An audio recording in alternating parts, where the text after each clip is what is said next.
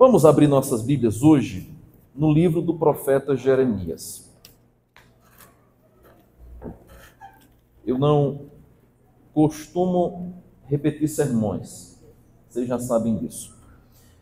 Mas eu queria hoje olhar novamente esse texto, que eu já mencionei em algum momento aqui na Escola Dominical, muito brevemente, e que eu já preguei aqui na igreja há 2 anos e meio atrás. 2022, eu preguei esse sermão aqui no mês de maio. Não exatamente este, mas esse texto.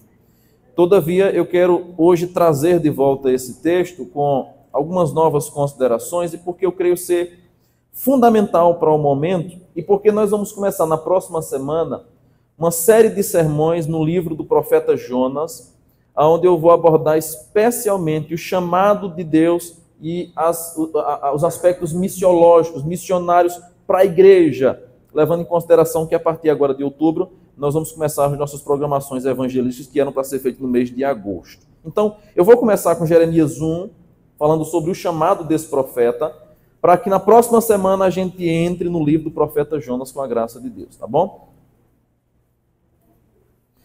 Todos acharam? Jeremias capítulo de número 1. Nós vamos ler todo o capítulo. Eu vou ler e os irmãos acompanham atentamente a palavra de Deus, tá bom? Eu abri Isaías, irmãos, espera aí. Jeremias 1, diz assim a palavra do Senhor. Palavras de Jeremias, filho de Uquias, um dos sacerdotes que estavam em Anatote, na terra de Benjamim. A ele veio a palavra do Senhor nos dias de Josias, filho de Amon, rei de Judá, no 13º ano do seu reinado. E também nos dias de Joaquim, filho de Josias, rei de Judá, até o fim do ano 10º de Zedequias, filho de Josias, rei de Judá, e ainda até o 5º mês do exílio de Jerusalém. A mim veio, pois, a palavra do Senhor, dizendo: antes que eu te formasse no ventre materno, eu te conheci.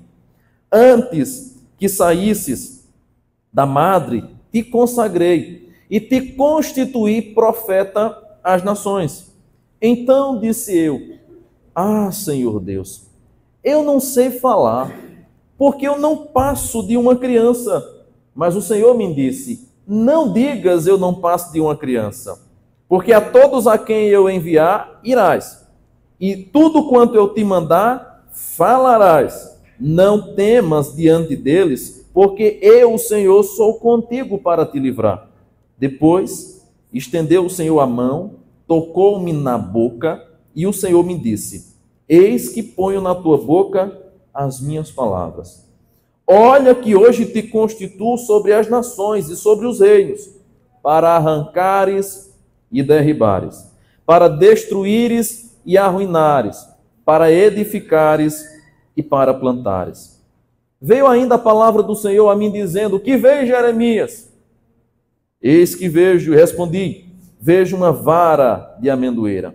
Disse-me o Senhor: viste bem, porque velo pela minha palavra para a cumprir. Outra vez veio a minha palavra do Senhor, dizendo: que vês? E eu respondi: eu vejo uma panela ao fogo, cuja boca se inclina do norte. Disse-me o Senhor: do norte se derramará o mal sobre todos os habitantes da terra. Pois eis que convoco todas as tribos dos reinos norte, diz o Senhor, e virão, e cada reino porá o seu trono à entrada das portas de Jerusalém, e contra todos os seus muros em redor, e contra todas as cidades de Judá. Pronunciarei contra os moradores destas as minhas sentenças, por causa de toda a malícia deles. Depois me deixaram a mim e queimaram incenso a deuses estranhos e adoraram as obras das suas próprias mãos. Tu, pois, cinge os lombos, dispõe-te e dize-lhes tudo quanto eu te mandar. Não te espantes. Vamos ler junto essa partezinha.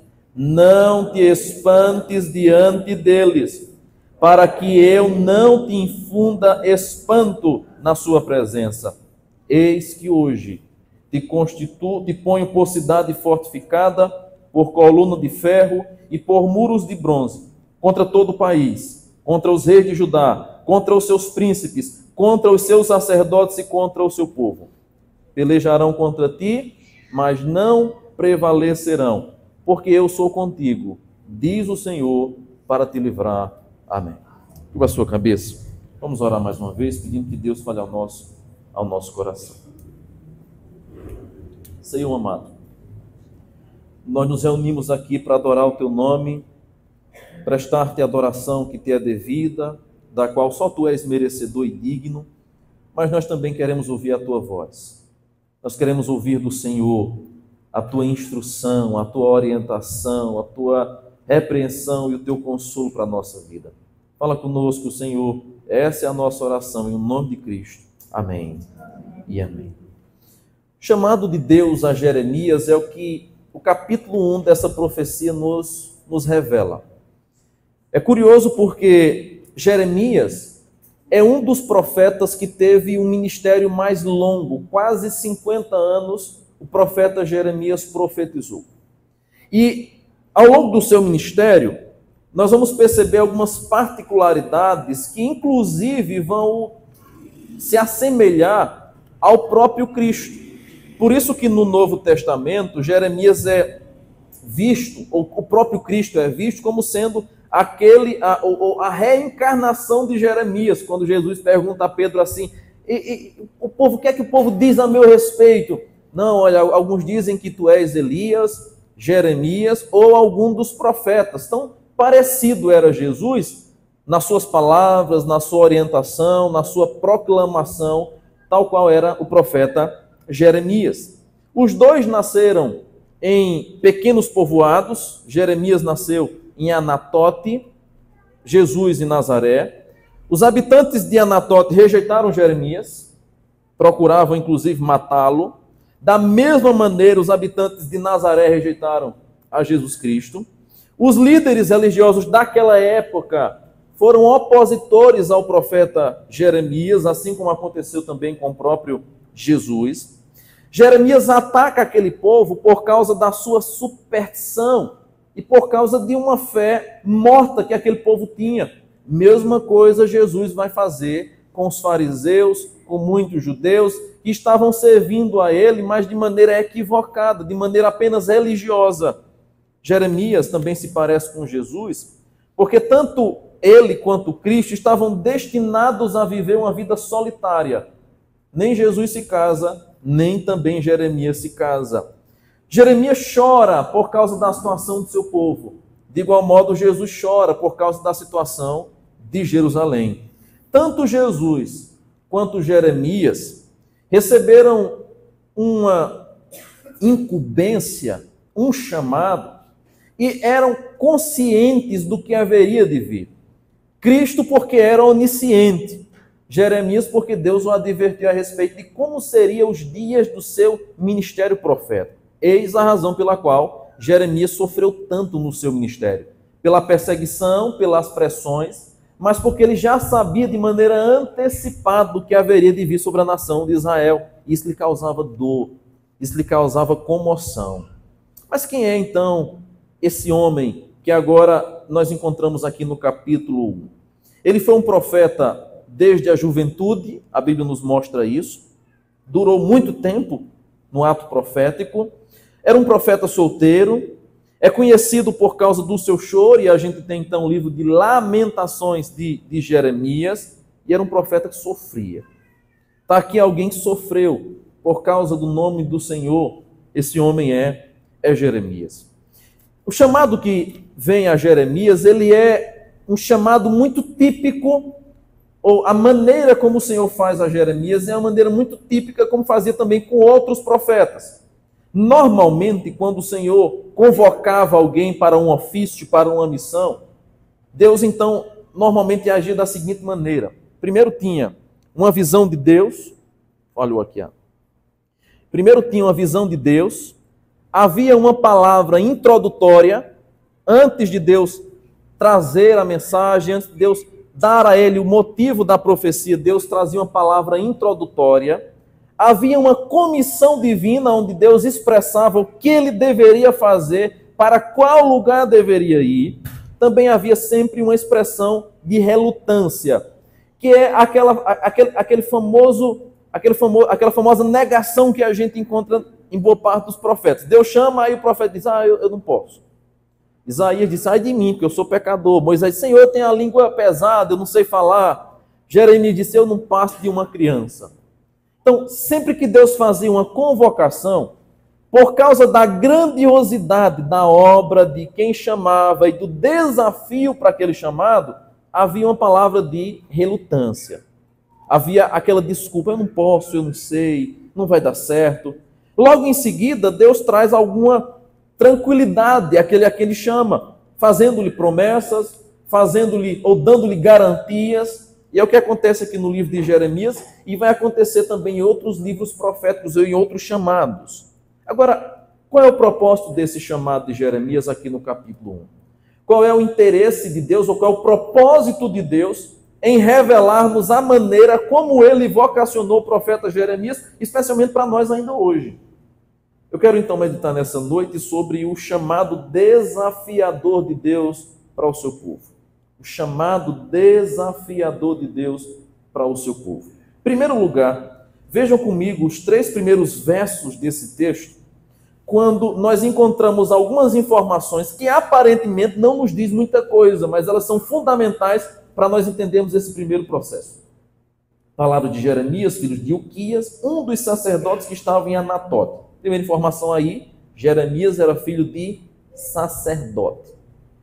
A ele deveria ser designado a continuação do ofício sacerdotal, pois desde a época de Arão era assim. A descendência de Arão iria continuar no exercício sacerdotal. Ele era filho de sacerdote. Diz o texto que ele estava em Anatote, terra de Benjamim. Uma pequena cidade onde os sacerdotes se refugiavam. Versículo 2 diz que a palavra do Senhor veio a ele nos dias de Josias. E aí, observe, Josias, filho de Amon, rei de Judá, no 13º ano do seu reinado, também nos dias de Jeoaquim, filho de Josias, rei de Judá. Aqui nós temos a origem, o nascimento, a descendência, ou na verdade, de onde Jeremias veio, quem era o seu pai, e vem agora a menção de qual foi o período que Deus o chamou. Diante disso, então, você vai perceber claramente aí que Deus chama Jeremias em um tempo nada fácil. O tempo que Deus chama Jeremias não era um tempo fácil. Embora nós possamos ter alguns momentos de tranquilidade em nossa vida, os tempos difíceis invariavelmente fazem parte dela. Alguns longos, outros de maneira mais curta, mas há sempre tempos difíceis. E é curioso que Deus chama o profeta exatamente nesse tempo difícil. O Warren Wiersbe vai até comentar esse capítulo dizendo o seguinte, que naquela época, nesse tempo aqui, ao invés de haver obediência, o que tinha era rebelião. Ao invés de haver arrependimento, o povo estava preocupado com reformas. Ao invés do povo seguir princípios, o povo estava preocupado com a política local. Aonde que a gente encontra isso? Lá no livro de 2 Reis. Por isso, veja lá, por favor, agora comigo, o livro de 2 Reis, capítulo 21 inicialmente. Nós vamos ver o 21, o 22, aonde nós encontramos essa menção também no 23, para entendermos o contexto desses 3 primeiros versos do chamado de Deus a Jeremias. É um chamado desafiador que Deus faz ao profeta. Então, em primeiro lugar, esse chamado ele é para enfrentar tempos difíceis, que são vistos especialmente quando a gente olha para 1 Reis, ou 2 Reis, capítulo 21. Veja, por gentileza, o verso de número 9 inicialmente. Diz assim: eles, porém, não ouviram, e Manassés de tal modo os fez errar, que fizeram pior do que as nações que o Senhor tinha destruído diante dos filhos de Israel. Primeira menção que a gente tem aqui é do período que Jeremias nasceu. É claro, o livro de Reis não vai trazer a menção, olha, nesse período nasceu Jeremias, mas de acordo com o relato histórico, por causa da época em que o Senhor falou a Jeremias, no tempo de Josias, numa contagem cronológica se percebe que Jeremias nasceu provavelmente durante o reinado de Manassés. E como foi a atitude de Manassés? Uma atitude mal, de modo que fizeram pior do que as nações que não conheciam o Senhor. E por causa disso, então, nós vamos perceber que naquela época, o profeta Jeremias já nasce em um contexto onde a palavra do Senhor, os princípios do Senhor estavam sendo deixados de lado. Só que aí Manassés morre. Lá no versículo de número 19, agora quem vai assumir o seu trono, o trono é Amon, que é mencionado em Jeremias 1.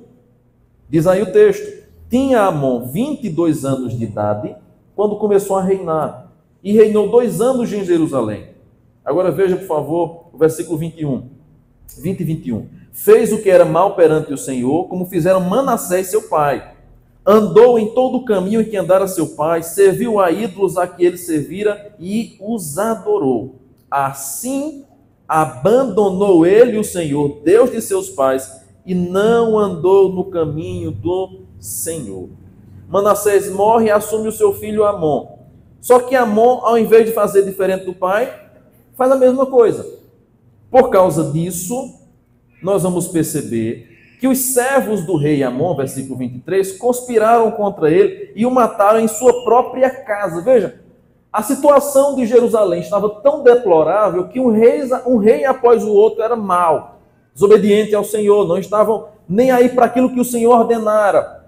A população de Jerusalém era também rebelde, ao ponto de se levantarem e matarem o seu próprio rei. Uma atitude que, ainda que seja contra um rei mau, não era permitida. Lembre-se de Davi quando teve a oportunidade de matar Saul, e que é que ele disse? Eu não tocarei no ungido do Senhor. Saul era um rei mau? Claro. Era um rei perverso, maligno? Sim. Mas havia sido ele que Deus havia constituído como rei sobre Israel. E Davi diz: eu não vou tocar no ungido do Senhor. Eu não sou louco de tocar naquele que Deus levantou para conduzir o povo, ainda que este esteja fazendo o que é errado. Normalmente a gente encontra a interpretação desse texto de maneira equivocada, né? O povo usa para dizer: se o líder estiver fazendo o que é errado, deixa quieto, para não tocar no ungido de Deus. Não tem nada a ver. Só que Davi entendeu muito bem. Ele não deveria matar aquele rei, porque Deus, no tempo certo, haveria de agir com providência. E age. Davi não precisou matar Saul, ele foi morto depois. Só que aqui nós temos o povo matando o rei Amon. O que é que acontece então? Nós vamos perceber que depois da morte de Amon, veja lá o capítulo 22 de 2 Reis, o verso 1 a 3 do capítulo 22 de 2 Reis, nós agora temos o seu filho subindo ao trono. E veja que situação. Tinha Josias 8 anos de idade quando começou a reinar, e reinou 31 anos em Jerusalém. Sua mãe se chamava Gedida e era filha de Adaías, Boscat. Fez ele o que era reto perante o Senhor, andou em todo o caminho de Davi, seu pai, e não se desviou nem para a direita nem para a esquerda. Perceba, nós agora estamos falando sobre o neto de Manassés.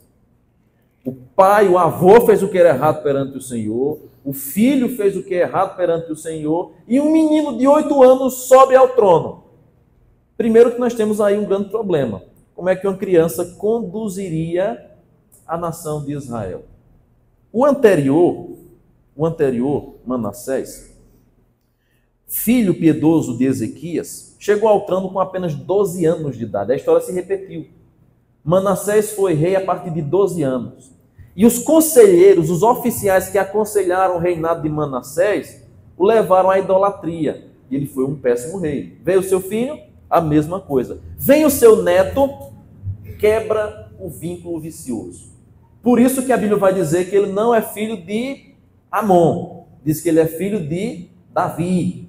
A menção aqui é um reflexo de quem ele buscou aspirações. Ele se assemelhou ao reinado do rei Davi.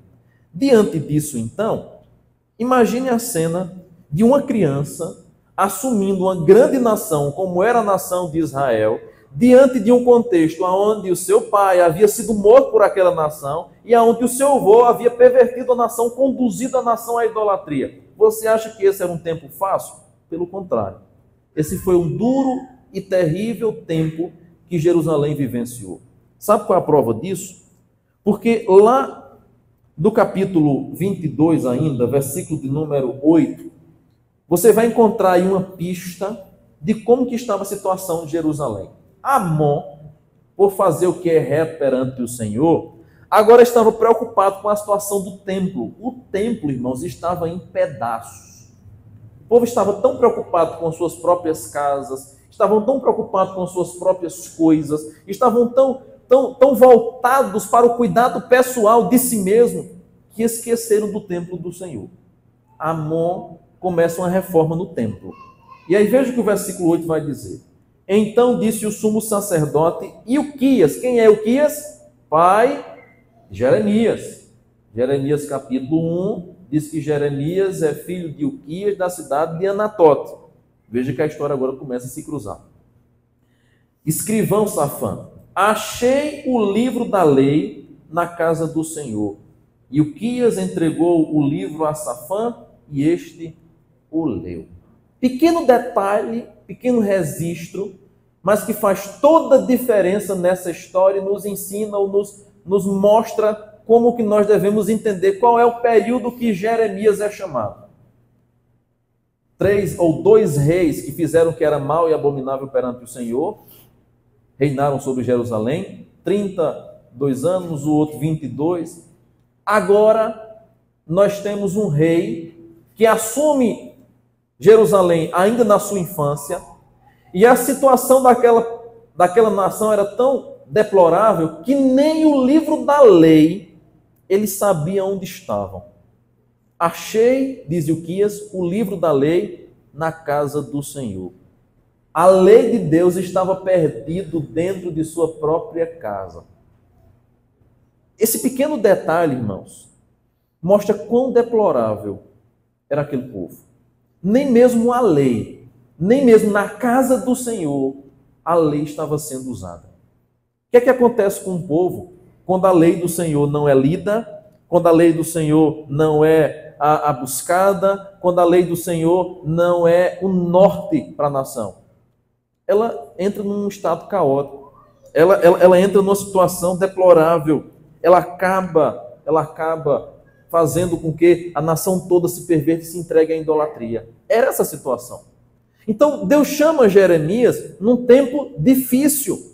E mais, chama ele para enfrentar esse tempo tão difícil. Por isso que Warren Wiersbe vai dizer, de maneira muito acertada, que naquele tempo havia rebelião em vez de obediência, matavam o rei. Havia reforma ao invés de arrependimento. Amon se preocupou com a reforma. As pessoas começaram agora a colaborar com a reforma, mas a vida ainda estava em frangalhos. E havia política ao invés de princípios. Vá lá para o capítulo 23 agora de 2 Reis, quando no verso 37, no finalzinho deste capítulo, até o verso 3 do capítulo 24 de 2 Reis, nós vamos perceber agora o reinado de Jeoaquim, que também é mencionado em Jeremias capítulo 1. E diz assim, ó, eu vou ler do 36, tá bom? Tinha Jeoaquim a idade de 25 anos quando começou a reinar, e reinou 11 anos em Jerusalém. Sua mãe se chamava Zebida e era filha de Pedaías em Ruma. Fez ele o que era mal perante o Senhor, segundo tudo quanto fizeram seus pais. Nos dias de Jeoaquim, subiu Nabucodonosor, rei da Babilônia, contra ele, e por 3 anos ficou o seu servo. Então se rebelou contra ele. Enviou o Senhor contra Jeoaquim bandos de caldeus e bandos de sírios e de moabitas e dos filhos de Amon. Enviou-os contra Judá para o destruir, segundo a palavra que o Senhor falara pelos profetas, seus servos. Palavra que Deus vai dizer a Jeremias. Essa é a situação de Jerusalém. Essa é a situação do povo. Deus chama Jeremias no meio desse incêndio. Quando a situação da nação era caótica, um rei após o outro se corrompia, vem um rei piedoso que não governa tanto tempo assim, mas que a nação ainda estava de maneira rebelde, voltada para a idolatria, ele faz algumas reformas, ele reconduz algumas coisas, depois vem outro rei que torna a fazer o que é mal. Era essa a situação. Deus chama Jeremias nesse tempo. Por isso que a primeira característica desse chamado desafiador de Deus é para enfrentar tempos difíceis. Foi nesse tempo que o profeta começa a atuar. Mas em segundo lugar, do versículo 4 ao versículo 10, nós temos ainda uma segunda característica desse chamado desafiador de Deus. Primeiro, nós temos esse chamado para enfrentar tempos difíceis. Segundo, nós temos agora Deus mostrando que havia um propósito eterno que deveria ser cumprido. Por isso que o versículo 4 diz: a mim, pois, veio a palavra do Senhor dizendo: antes que eu te formasse no ventre da madre, te escolhi, te consagrei e separei você para ser profeta às nações. Deus agora menciona que o seu chamado, ou que o propósito do chamado de Jeremias, antecede ao seu nascimento. Ele, desde a madre, já havia sido escolhido, designado por Deus para fazer aquela obra. Não há como fugir disso. Semana que vem tem que começar a falar sobre Jonas. Não adianta querer fugir de um chamado, de uma vocação que Deus já estabeleceu antes da fundação do mundo. É loucura querer fugir de um chamado desse. Porque há um propósito, e propósito esse que é eterno, agora nos é mencionado. Agora observe, do versículo 5 ao versículo 7, nós temos aí 3 coisas que nós poderíamos assim mencionar por verbos, que mostram claramente como que Deus tem um propósito na vida dele. Primeiro, versículo 5, antes de formá-lo no ventre eu o escolhi. O que é que Deus faz? Deus o escolhe. Antes de você nascer, eu o separei. Deus escolhe, Deus separa. O designei profeta às nações. Deus o designa. Versos 6 e 7, Jeremias diz: Senhor, eu não sei falar porque eu não passo de uma criança. Deus faz o quê? O capacita. Não diga, Jeremias, que você não passa de uma criança, porque a todos a quem eu enviar você irá. E tudo quanto eu mandar você vai falar. Então vem agora a capacitação de Deus. Por causa disso, então, após Jeremias ter se chamado incompetente para aquela grande obra, pois normalmente é assim que se sente todos os servos que Deus convoca, pessoas que se sentem incompetentes, inúteis. Deus vai lá e diz: eu vou capacitar você. É ledo engano acharmos, conforme nós temos visto aqui nas nossas aulas de liderança, que nós sabemos, que nós conhecemos, que nós temos a capacidade para gerir bem as coisas. Nós não temos. Todos aqueles a quem Deus chama dizem assim: mas, Senhor, eu sou tão limitado, eu não sei nem falar para começar. Eu sou muito novo. Jeremias diz: eu não passo de uma criança. Isso é uma referência à sua juventude, sua jovialidade. Sempre é assim que acontece. Pessoas que de fato Deus escolheu, Deus chamou, não se sentem prontas, preparadas, nem se sentem autossuficientes. Muito pelo contrário. Sempre que são chamados por Deus, Senhor, eu escolho outra pessoa, tem gente melhor do que eu. Eu não sirvo para isso, não presto para isso, não. Deus agora vai capacitar o profeta Jeremias. Agora, como é que Deus faz isso? Através de 2 propósitos. Primeiro, versículo 7, Deus vai conceder a Jeremias algo, e também no versículo 7, Deus vai tirar de Jeremias uma coisa. Veja que curioso isso. Primeiro, Deus vai conceder a Jeremias a fluência na sua fala. Ele vai dizer assim: eu não sei falar. Aí Deus diz: não se preocupe, porque o que eu mandar, você fala. Você não sabe falar, mas eu vou colocar as palavras na sua boca. Segundo, Deus também vai tirar uma coisa de Jeremias que nós normalmente passamos desapercebidos nesse verso 7, que é quando Deus então vai dizer o seguinte: a todos a quem eu enviar irás, tudo quanto eu te mandar falarás. Deus vai retirar de Jeremias o desejo dele fazer aquilo que lhe agradasse ao coração. Porque nesse chamado, nesta vocação para pregar uma grande nação, o profeta poderia ser seduzido por barganhas, por propostas. Ele poderia ser seduzido por benefícios pessoais. Ele poderia temer aos grandes e poderosos que Deus manda ele falar contra. Nós vamos encontrar, irmãos, muitas recomendações bíblicas a respeito disso. Paulo vai dizer: Demas, tendo amado o presente século, me abandonou. Muitos que são convocados para fazer a obra do Senhor, diante da pompa, do poder, às vezes da sedução, das propostas ou do medo do confronto, acabam sendo seduzidos e caindo na armadilha do diabo. Então Deus disse: eu vou te preparar, mas eu também vou tirar de você uma coisa: você só vai falar o que eu disser. Então veja aí que agora 3 coisas ficam claras, ainda fora as que a gente já viu, mas 3 coisas ficam claras nesse versículo 7. Primeiro, Jeremias não podia escolher a quem falar. A todos a quem eu o enviar. O que é que Deus está dizendo? Você não escolhe o seu público. Eu que vou escolher o seu público. Segundo, Deus também vai dizer a Jeremias aonde ele deveria ir. Jeremias não tinha liberdade para escolher aonde ir. A todos a quem eu enviar, você irá. É um imperativo, é uma ordenança, não tem escolha, não tem chance. Ah, eu não quero ir, Senhor, eu não gostei dessa cidade, não gostei desse povo, não gostei dessa igreja. Jeremias, quem manda sou eu. Manda quem pode, obedece quem tem juízo. Jonas não conhecia esse ditado, aí se meteu a besta, né? Vou pregar semana que vem. Aí eu lá vou para outro canto, eu disse: espera ainda. Tem um submarino vivo que vai servir para você. Não adianta. Você vai falar quem eu escolher, você vai aonde eu mandar. E versículo 7 também vai dizer o seguinte: e dirá tudo o que eu ordenar. Deus agora vai dizer a Jeremias: a mensagem vem de mim, a mensagem é minha, e você só vai falar o que eu estou dizendo. Por isso que nos livros proféticos nós sempre encontramos aquela expressão: assim diz o Senhor. Os homens perdem completamente o seu direito de fala, de escolha, de opinião, porque eles deveriam ser conduzidos, guiados tão somente pelo Senhor. É assim que nós vamos encontrar agora esse chamado do profeta Jeremias. Tudo porque Deus tinha um propósito para ele. Propósito esse que era eterno. E que ele deveria, então, agora receber de Deus as orientações. Quando a gente chega no versículo de número 9... nós vamos encontrar o sinal profético que é dado. Diz assim o versículo número 9. Depois estendeu o Senhor a mão, tocou-me na boca e me disse: eis que ponho na tua boca as minhas palavras. Agora vem a capacitação de Deus para esse propósito.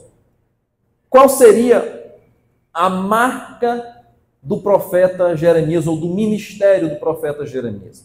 Versículo 10, você tem mais 6 coisas que são dadas aí. Eu sempre digo que esse capítulo de Jeremias poderia ser dividido facilmente em 5, 6 sermões. Cada verso desse você tem um monte de informações interessantes.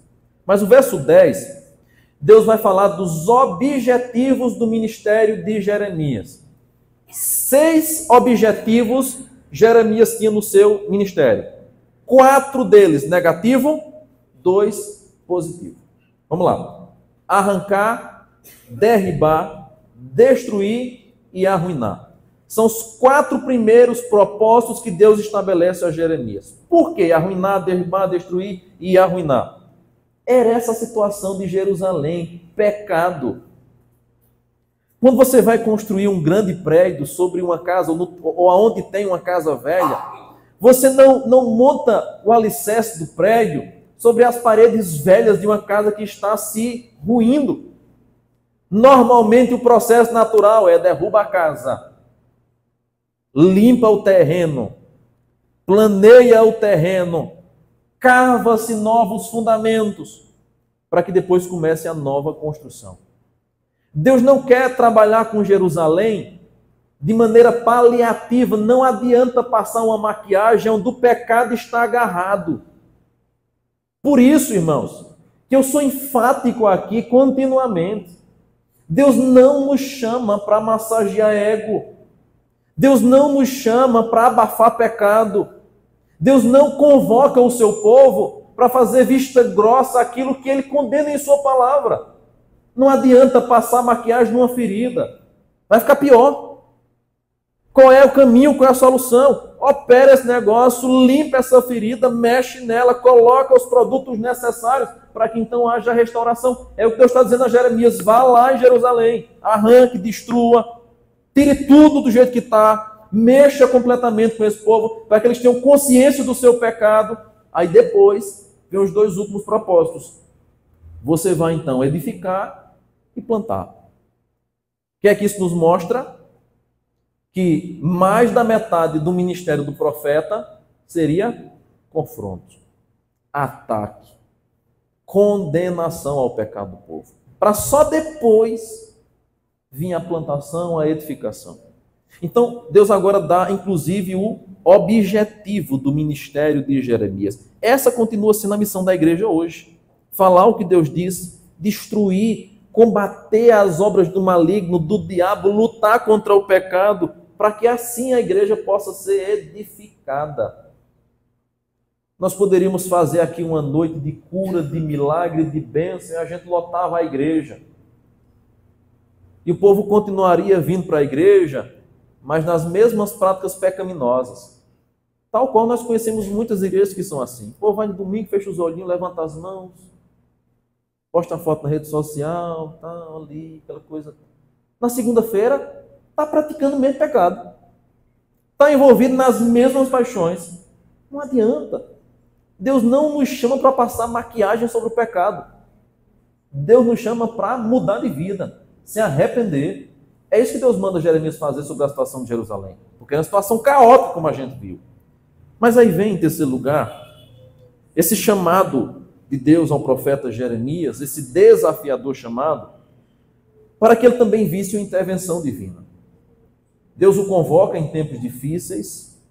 Deus fala de um propósito eterno que ele tem para a vida de Jeremias e daquele povo de Jerusalém. Afinal de contas, Jeremias era só um instrumento. Paulo vai dizer que nós somos um instrumento de barro, ou somos um vaso de barro que carrega ouro. Nós somos servos inúteis, apenas proclamamos a palavra, somos apenas um canal de transmissão. Mas a mensagem, o poder, a autoridade, a transformação, tudo vem de Deus. Para que então Jeremias visse uma intervenção divina? Do verso 11 ao verso 16, nós vamos encontrar literalmente o conteúdo profético começando a aparecer. Afinal de contas, todo livro profético vai lidar com essa literatura profética de previsões futuras, de coisas sobrenaturais. É quando agora, do verso 11 ao verso 16, nós vamos encontrar o conteúdo profético começando a aparecer no livro. Duas visões Deus vai dar a Jeremias. Ele já havia tocado na sua boca, o verso 9. Mas agora, do verso 11 e 12, e depois 13 ao 16, Deus lhe dá duas visões. Primeiro, a gente tem uma visão positiva. Eis que veio a mim, palavra do Senhor, dizendo que veio Jeremias. O que é que ele vê aí? Uma vara de amendoeira. Aí Deus disse, estás enxergando bem, Jeremias. Realmente é uma vara de amendoeira, porque eu velo pela minha palavra para cumpri-la.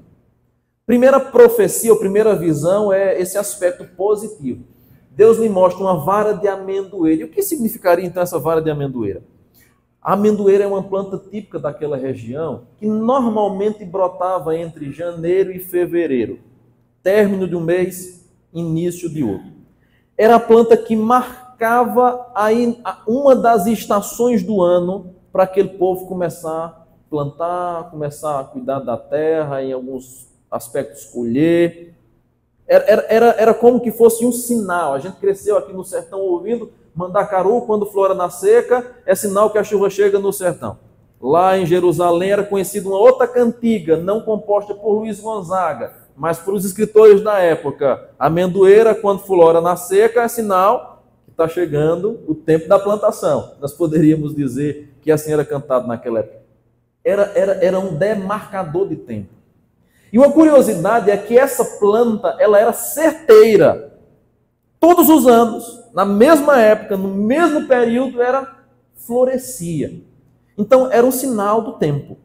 Não tinha, a gente não tinha a previsão do tempo, não se tinha a previsão do tempo como se tem hoje na palma da mão no celular. Não se tinha pessoas que lançavam todo dia. A previsão de hoje é 33 graus ao meio-dia, à noite ventos fortes, probabilidade de 40% de chuva. Não tinha nada disso. Então o povo se baseava pelas nuvens. Lembra lá? Vejo uma pequena nuvem do tamanho da mão do homem. Esse é o sinal que vai chover. Se baseava pelas plantas, pelos animais, pelo tempo. A amendoeira era o termômetro daquele tempo. Porque ela era certeira. Aí Deus disse, assim como a amendoeira no tempo certo floresce, a minha palavra vai se cumprir no tempo certo. Primeira visão, ela é positiva. Deus está dizendo, eu vou cumprir a minha palavra. Aí vem a segunda visão. Veio a palavra do Senhor dizendo que veio Jeremias. Ele disse, eis que vejo uma panela ao fogo. E a posição dessa panela, diz o texto aí, é que ela estava inclinada do norte. Deus então vai dizer, do norte se derramará o mal sobre todos os habitantes da terra. A primeira visão é positiva, a segunda visão é negativa. Deus está dizendo, eu vou mandar juízo, eu vou mandar julgamento. Lembra lá, 2 Reis, capítulo 22, que a gente leu? Deus preparou povos para que viessem até Jerusalém, montassem um cerco em Jerusalém, e o povo então foi levado cativo, preso para a Babilônia. Esse cativeiro durou 70 anos. Qual a causa desse cativeiro? Pecado do povo, a desobediência do povo. Deus os levou ao sofrimento para que eles aprendessem no sofrimento a honrar o seu nome, a obedecer a sua palavra, a serem assim purificados dos seus pecados. É exatamente o que Deus faz. Então a primeira visão é positiva, a segunda visão é negativa. Com essas visões, nós vamos perceber claramente as lições que Deus quer dar ao povo. Deus está vigiando, Deus está convocando povos de outro local para mandar cercar a cidade de Jerusalém, e Deus está determinando, decretando que isso haveria de acontecer. Por isso que Deus diz na previsão da vara da amendoeira, eu velo para cumprir a minha palavra. Não havia possibilidade daquela palavra voltar atrás, Deus haveria de cumprir no seu decreto. Mas por que Deus estava tão revoltado com o povo? Versículo 16.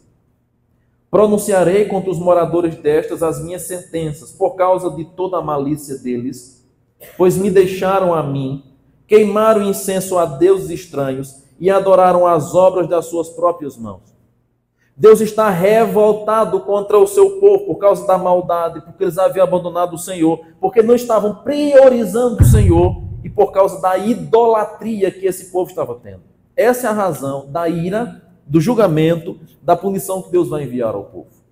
Mas aí, finalmente, do verso 19 ao 17, nesse chamado desafiador que Deus faz ao profeta, Deus agora vai trazer uma outra lição a Jeremias. Esse chamado desafiador, ele é também para uma preparação necessária. Porque nós estamos no começo da profecia. O todo haveria de vir. Aqui é apenas o princípio, é a convocação, é o chamado. E agora Deus vai dizer a Jeremias, prepare-se. Versículo 17. Tu, pois, cinge-te os lombos, dispõe-te e dize-lhes tudo quanto eu mandar. Jeremias, te prepara para o que está vindo aí. Cinja os seus lombos. Esteja disposto. Cingir os lombos é a ideia de colocar o cinturão e estar pronto para o serviço. Pega todo o equipamento, é como se um trabalhador fosse sair de casa para mais um dia de serviço, e ele tem todo um equipamento, uma roupa que ele leva para esse serviço. Aí Deus diz, cinge-te, prepara para você sair. Disponha. Aí vem agora a parte B do versículo número 17. Dize-lhes tudo o que eu disser. Não poupe o povo das palavras. Fale. Proclame. Diga o que eu estou mandando, cara. Sabe por quê? Porque se você não disser, eu vou infundir espanto na sua presença. A mensagem de Deus agora a Jeremias é: prepare-se para falar sem ter medo. Porque se você tiver medo do povo, se você tiver medo das pessoas a quem você vai falar, eu vou fazer você saber o que é ter medo de mim. Então escolhe aí, Jeremias, a quem você vai temer? Ao povo ou ao meu poder? Escolhe aí, Jeremias, a quem você vai obedecer? Ao povo ou a eu, que tenho domínio sobre os céus e a terra? Não tenha medo do povo. Porque se você tiver, Deus está ameaçando o profeta. Se você tiver, eu vou infundir espanto na sua presença. Lembra do Salmo 29, como é a voz do Senhor. Poderosa, despedaça a lenha, desnuda os bosques, faz da cria a coça, é como as muitas águas, é como o trovão. Lembre ainda de como que Deus aparece a Moisés, forte vento, a Elias, tempestades. Imagine. Então Deus diz, não tenha medo, não fique com medo. Finalmente, Deus agora vai preparar da seguinte maneira: eis que hoje te ponho por cidade fortificada, por coluna de ferro, por muros de bronze, contra todo o país, contra os reis de Judá, contra os príncipes, contra os sacerdotes e contra o povo. Observe uma coisa aqui para a gente terminar. A quem Jeremias deveria proferir sua profecia? Todo o país, reis de Judá, príncipes, sacerdote e povo. Seria muito fácil se a missão de Jeremias se destinasse tão somente ao povo, que o povo ia se submeter, ou pelo menos ouviria ele, que era a autoridade maior sobre o povo. Só que Deus está chamando Jeremias para falar também contra as autoridades, reis, príncipes e sacerdotes. Sua família era uma família sacerdotal. Ele é filho de Ilquias, sacerdote em Anatote. O que é que isso nos mostra? Jeremias ia confrontar os poderosos, mas também ia ter que confrontar a sua própria família, que estava vivendo uma prática pecaminosa. Para finalmente, no verso 19, Deus agora trazer o consolo ao profeta. Qual é o consolo que Deus dá? Pelejarão contra ti. Não é tão animador assim. Mas não prevalecerão. Porque eu sou contigo, diz o Senhor, para te livrar. Deus termina esse chamado do profeta Jeremias nos mostrando, conforme diz o reverendo Ronaldo Lindório, que a vocação dele para a nossa vida, ela cumpre pelo menos 3 coisas. Ela é uma vocação pessoal, ela é incontestável e ela é intransferível. É para você, é para mim, é incontestável, não tenho direito a contestar porque ele que chama e eu devo obedecer, e é intransferível, eu não posso terceirizar o meu chamado para outra pessoa. A mensagem que foi dada a Jeremias, ou o chamado profético a Jeremias, é bem verdade, não é o mesmo em essência que nos é dado hoje, porque o ministério profético acabou. Mas a convocação de Deus para que a sua igreja, para que o seu povo faça a sua vontade, continua sendo a mesma. E Deus nos convoca, Deus nos chama, em um chamado desafiador a fazer a sua vontade, em tempo e em fora de tempo. Aonde quer que nós estejamos, seja qual o contexto que nós estejamos, Deus nos chama a fazer a sua vontade. Isso pode ferir as pessoas, isso pode ferir os poderosos, isso pode confrontar costumes que nós mesmos temos, pois a palavra de Deus também nos confronta. Mas o importante é obedecermos essa palavra. Então, a lição do chamado de Jeremias a nós ainda hoje é que Deus tem um propósito na vida daqueles a quem chamou, e Paulo vai dizer isso, que nós somos predestinados, chamados pelo Senhor antes da fundação do mundo. Então, se Deus lhe chamou, se Deus lhe salvou, não é possível que seu cristianismo não tenha propósito. Deus não vai vocacionar, Deus não vai escolher, Deus não vai chamar alguém sem dar-lhe propósito a isso. Sua vida tem um propósito. Você foi planejado por Deus, foi escolhido por Deus para cumprir um propósito aqui nesse mundo. Agora a minha pergunta é, será que nós temos obedecido a isso? Temos sido obedientes, observando esse princípio? Ou nós temos vivido de maneira regalada, como se Deus não tivesse nada com nossa vida, como se nós não tivéssemos nenhum dever, nós não temos nenhuma missão, a gente vem na igreja, se sente confortável, vai para casa, faz as mesmas coisas, vive como se ele não existisse, se mete em coisas erradas, achando que Deus não vai se importar. Se Deus lhe chamou, Deus tem um propósito. E você não pode viver como se você não tivesse um chamado, uma vocação. Deus convoca Jeremias para um ministério profético, mas ele convoca todo crente para ser parecido como Jesus. Paulo vai dizer, sede meus imitadores como eu sou de Cristo. Nós temos um propósito, irmãos. Então nós temos uma missão. Será que como igreja nós temos observado esse chamado do Senhor? Será que nós estamos dispostos a proclamar o Evangelho, a anunciar o assim diz o Senhor às pessoas, a esta cidade que nós moramos? Nós vamos começar agora alguns eventos evangelísticos. Só que a igreja não pode ser movida por evento evangelístico. Evento é uma coisa que acontece aqui e ali. A obra missionária não deve ser um evento, deve ser uma prática diária da igreja. E nós precisamos estar inteirados de que fazer isso é lutar contra as hostes malignas. Eu falei hoje pela manhã, depois assiste no YouTube. Fazer a vontade do Senhor é confrontar o inferno. Por isso que a Bíblia diz que as portas do inferno não prevalecerão contra a igreja de Deus.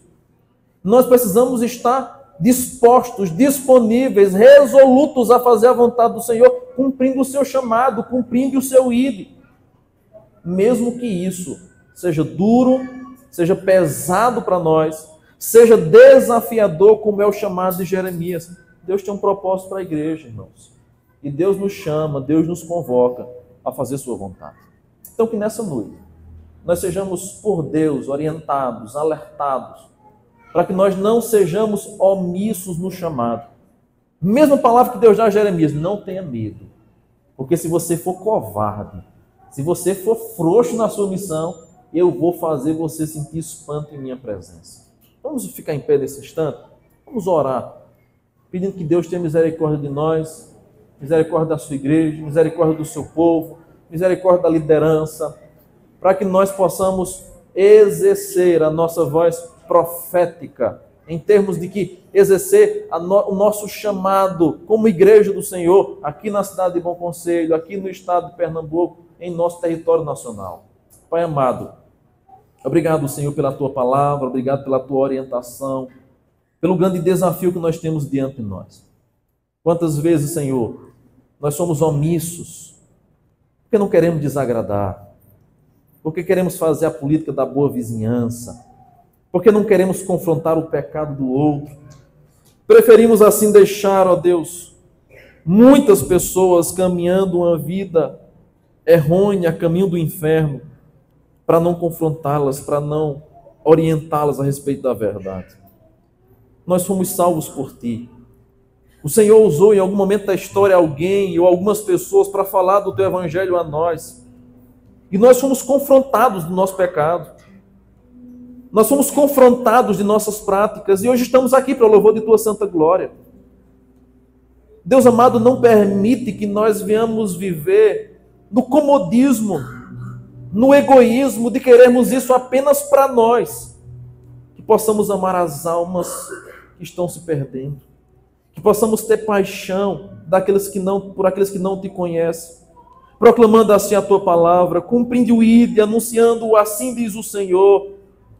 Ainda que isso seja duro, ainda que isso atraia perseguição, que a Tua igreja não cale sua voz profética jamais. Que a Tua igreja não baixe a cabeça para absolutamente nada nem ninguém, mas que esteja disposta a fazer a Tua vontade e anunciar a Tua palavra. Nós oramos assim, ó Pai, em nome de Cristo. Amém e amém.